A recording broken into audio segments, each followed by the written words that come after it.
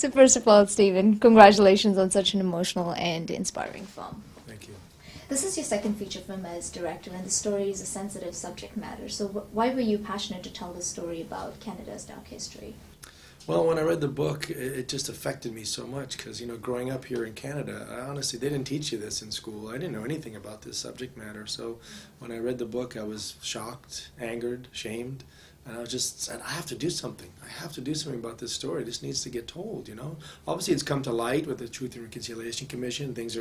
Canada's becoming more aware. It's in the curriculum now, which is great. But I was just shocked at being a grown adult and go, how do I not know about this in my own country? And Canadians are so well loved around the world as being nice and wonderful people, which we are. Right. But then you look at this sad part of our history, and I said, I've got to do something about this and tell this story. Okay. How involved was Richard, who wrote the novel? He was very involved at the beginning. I mean, he was, throughout everything, my producers were wonderful about keeping the communication open with him. We had several meetings together, and we had a wonderful screenplay written by Dennis Foon that when we all got together and I got the job, I said to Richard, I want more of your book in the script. Your book is so beautiful, because he writes very poetically and cinematically, and me as a cameraman turned director, his words just spoke to me. And I literally, as I read the book, I could envision the movie almost.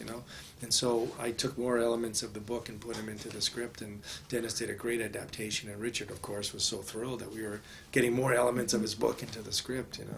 I love how the film, and as I think it was Richard's and the team's idea as well, to make sure that newcomers are part of the film, and for new actors, giving opportunities for new actors. So is that true, and can you talk a bit about that?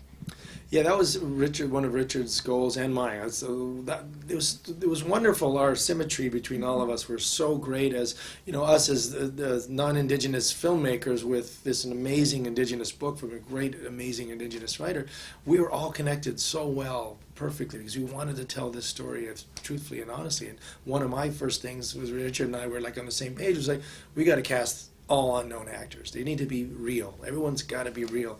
And I got so blessed because we literally went all across Canada, hundreds and hundreds of audition tapes, and we found everybody that's in the movie, and they just turned out brilliantly. They're just really, really good. And I tried to make the set as calm as possible because the nervousness of having the slate coming in and things like that. We tried to keep that at a minimum, and I just wanted the actors to concentrate. And obviously they all loved the book, so they all had read it. They know what the movie means to them, and so we really were all on the same page. So it made my job that much easier. All three actors who play Saul, as well as the rest of the cast, they are outstanding. But I want to know, who was the most difficult to cast? Oh boy. I don't know if they were difficult, but I would say the biggest challenge was to cast the Sauls, because there's an amazing talent of Indigenous actors in Canada and in the U.S., but I had to find three guys that kind of looked the same. Not only that they're talented actors, but that you would believe that little Saul turns into, the teenage Saul that turns into older Saul. That was probably the biggest challenge, was to find guys that looked similar and then also had the same mannerisms and all that kind of stuff. And Sladen, of course, who's our young Saul, he was our lead. We had to match, he's got this beautiful mole on his cheek, so we had to make sure we put it into the other actors so you would believe it, and it works. How difficult was it battling the physical elements of shooting as well as dealing with such a sensitive subject matter, as well as you have new actors? It was, well, as you saw, the movie's very physical in its locations, the whole thing with God's Lake and all that. It's our first few days of filming, which is the worst thing to do with a new crew and all that, and the cast. We were on uneven ground and rock, so everything was very unsteady, so it was a pretty tough way to start.